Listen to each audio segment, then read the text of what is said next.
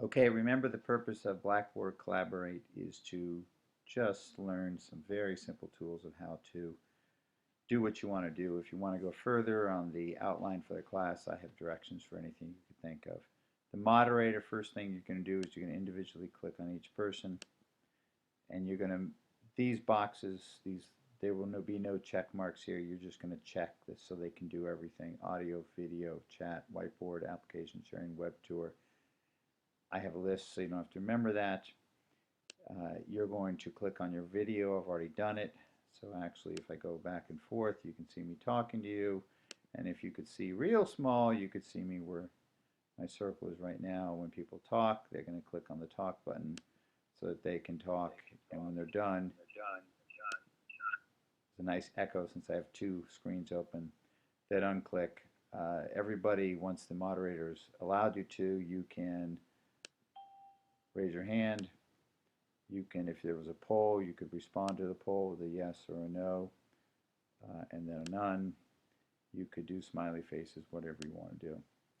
So the main thing people are going to do, if you need to, you'd application share, which means moderators, you would go here, application sharing, share if you wanted to, or the person who is not the moderator, since you've been given the right, then you could just click on here and application share. If you need the whiteboard, it's you just move the cursor, whiteboard, application share, web tour. You would have these tools at your disposal. You click the tiny little arrow to be able to do whatever you want to do, such as letters or pencil. But the main thing you're going to do is you're going to go to the web tour. You're going to enter a URL. In my case, I'm entering your assignment for Blackboard Collaborate. And again, you can go back and forth and you see it's in both of them. And the moderator will turn on the chat, video, whiteboard, application sharing, etc. Everybody will have a screen down here once you've done it. Chat a couple lines.